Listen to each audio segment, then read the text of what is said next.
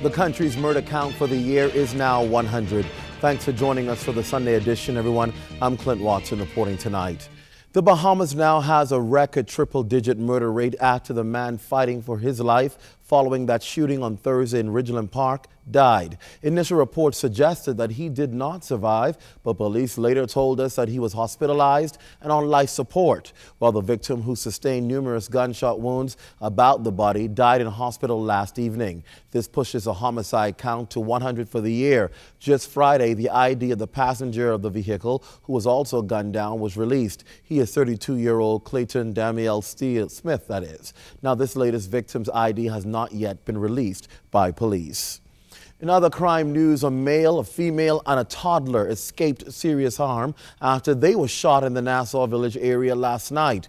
Police say they had just arrived home when culprits in a dark-colored station wagon pulled up and opened fire, resulting in all three receiving gunshot injuries. They were taken to hospital, but their injuries are reportedly not life-threatening. Investigations continue. Well, there's no shortage of institutions for people to go and get help if they find themselves in a jam and cannot resolve conflicts. But what head of the Central Detective Unit, Superintendent Paul Rolle, says they're seeing is far too many people taking matters into their own hands.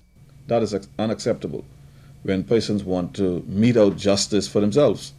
That is the bottom line why we have this high level of crime, and it is a concern to us. It is a concern to us because it seems as if life has no value.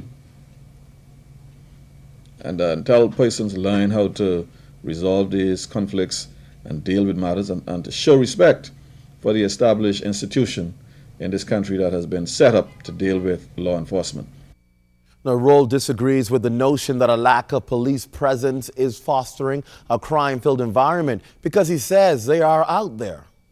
Because all throughout the summer, we have been out every day. We are in the communities and doing community initiatives, bearing in mind that many of these persons that are involved in these criminal activities, they are product of the system already. They're not going to come and listen to police trying to do no intermediations in these programs that we are doing. We're not reaching them. They have no interest in coming and many of them probably suspects, even as we speak, of other crimes. So they're not going to come to listen to us. We deal with them in the way we have been dealing with them all along. When, as individuals, you can't resolve your disputes for yourself, that's why we have the courts. You see, the courts have been set up to resolve disputes. And once in communities we can't resolve it, then society is going to have to help them. How does society help them? In the judicial system, the penitentiary system. Now, Rolle also believes that there are alternative methods of punishment, including community service for those willing to change.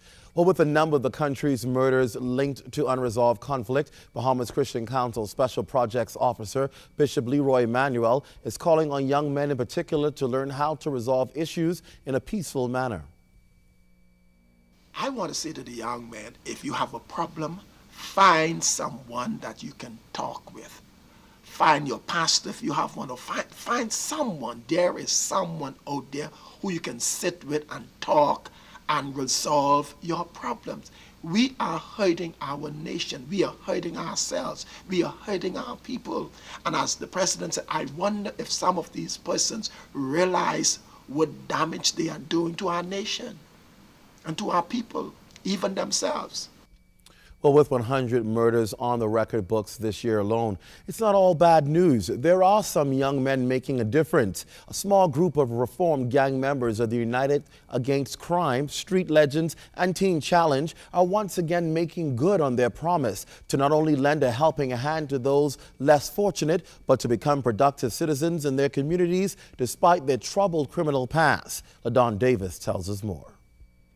You may think there's no resolution in sight to curb the spate of bloodbaths in the country, but for at least 30 young men of the United Against Crime organization, reforming and making a positive impact in the lives of the handicapped, homeless, and the elderly is one step closer to change. For many years, these former gangbangers have been traveling door to door in a number of inner city communities, doing good by removing large piles of garbage, providing food, and even painting homes. 79-year-old Baychel Williams of Toote Shop Corner says she never imagined in all her wildest dreams that these young men would do this kind of gesture at no cost. Very good. Because we didn't have nobody clean up the yard. This is a good thing. I couldn't believe it.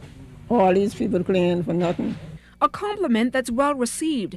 President of the United Against Crime, Omar Thompson, says there are thousands of angry young men out there who will do anything to get what they want by any means necessary.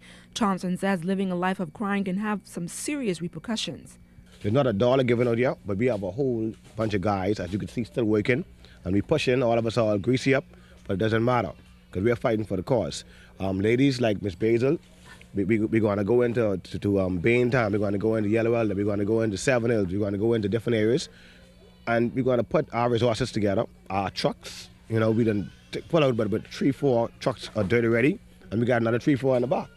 We can keep doing it until we find a change, because every day you find is another murder.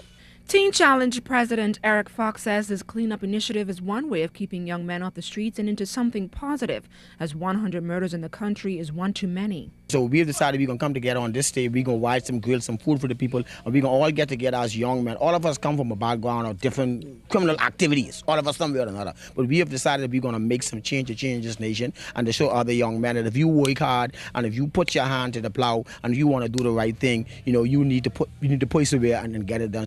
With that in mind, all of these young men believe the country is in dire need of assistance. Thompson gave this bit of advice. We had to show the society in itself that, you know, we're not just talking different, but we're thinking different.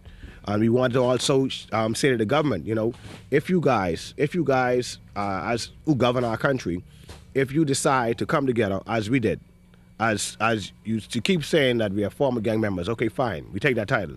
If you decide to say that we former gang members can come together to make a change, why can't you come together, all right, and actually help our country?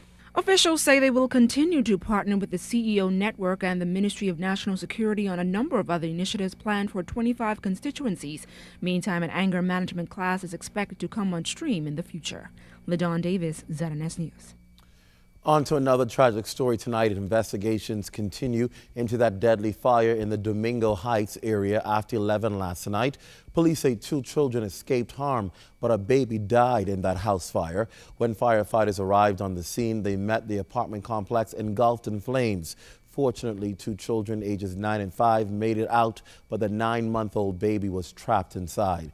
Police say that child was burnt beyond recognition.